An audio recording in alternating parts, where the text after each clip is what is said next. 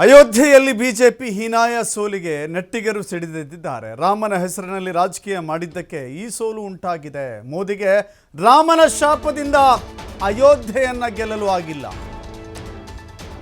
ಮೋದಿಗೆ ರಾಮನ ಶಾಪ ಇದು ಅಂತ ಜನ ವಿಶ್ಲೇಷಣೆ ಮಾಡ್ತಾ ಇದ್ದಾರೆ. ರಾಮನ ಹೆಸರಿನ ರಾಜಕಾರಣ ಅಂತ ಹೇಳಿ ಕಿಡಿಕಾರ್ತಾ ಇದ್ದಾರೆ. ಮಂದಿರ ಪೂರ್ಣಗೊಳಿಸದೆ ಉದ್ಘಾಟನೆ ಮಾಡಿದ ಪಾಪ ಇದು, ಅದಕ್ಕೆ ಬಿಜೆಪಿ ಸೋತಿದೆ. ಅಯೋಧ್ಯೆಯಲ್ಲಿ ಅನೇಕರ ಕಣ್ಣೀರು ಬಿಜೆಪಿಯ ಸೋಲಿಗೆ ಕಾರಣ ಅಂತ ಹೇಳಿ ನೆಟ್ಟಿಗರು ಕುಟುಕ್ತಾ ಇದ್ದಾರೆ.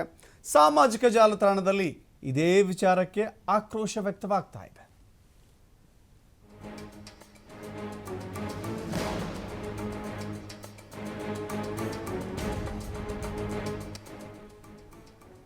ಉತ್ತರ ಪ್ರದೇಶದಲ್ಲಿ ಮೋದಿ ಯೋಗಿಯ ಜೋಡಿ ಮೋಡಿ ಮಾಡಲಿಲ್ಲ. ಅದು ಹೇಳಿ ಕೇಳಿ ವಾರಣಾಸಿಯಲ್ಲಿ ಸ್ಪರ್ಧೆ ಮಾಡಿದ್ದಂಥ ಮೋದಿ ಬಹಳ ದೊಡ್ಡ ಅಂತರದಲ್ಲಿ ಗೆಲುವನ್ನು ಕಾಣ್ತಾರೆ ಅಂದರೆ ಅದು ಸಾಧ್ಯವಾಗಲಿಲ್ಲ. ಅದೇ ಉತ್ತರ ಪ್ರದೇಶದ ಅಯೋಧ್ಯೆಯಲ್ಲಿ ಬಿಜೆಪಿ ಸೋತಿದೆ. ಕಾಂಗ್ರೆಸ್ಸಲ್ಲಿ ಗೆಲುವನ್ನು ಕಂಡಿದೆ.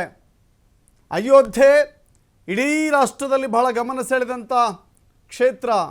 ರಾಮಲಲ್ಲಾನ ಮೂರ್ತಿ ಪ್ರತಿಷ್ಠಾಪನೆ ಮಾಡೋದ್ರ ಮೂಲಕ ರಾಮ ಮಂದಿರವನ್ನು ನಿರ್ಮಾಣ ಮಾಡಿದ್ದೇವೆ, ಹೀಗಾಗಿ ನಾವು ಇಡೀ ಭಾರತವನ್ನು ಗೆಲ್ತೇವೆ ಅಂತ ಬಿಜೆಪಿ ಹೇಳಿಕೊಂಡಿತ್ತು. ಇಡೀ ಭಾರತ ಗೆಲ್ಲೋದೋಗ್ಲಿ, ಅಯೋಧ್ಯೆಯಲ್ಲಿಯೇ ಬಿಜೆಪಿ ಗೆಲ್ಲೋಕ್ಕಾಗಿಲ್ಲ.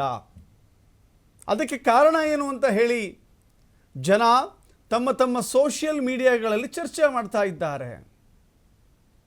500 ವರ್ಷದ ಟೆಂಟ್ನಲ್ಲಿದ್ದಂಥ ರಾಮನನ್ನು ದೇವಸ್ಥಾನ ಪ್ರತಿಷ್ಠಾಪನೆ ಮಾಡಿ, ಅದು ಕೂಡ ಅಪೂರ್ಣ ದೇವಾಲಯದಲ್ಲಿ ಮೂರ್ತಿಯನ್ನು ಪ್ರತಿಷ್ಠಾಪನೆ ಮಾಡಿದ್ದೇದಕ್ಕೆ ಕಾರಣ ಅಂತ ಹೇಳಿ ಜನ ತಮ್ಮ ಫೇಸ್ಬುಕ್ಗಳಲ್ಲೋ ಟ್ವಿಟರ್ಗಳಲ್ಲೋ ಹಂಚ್ಕೊಳ್ತಾ ಇದ್ದಾರೆ.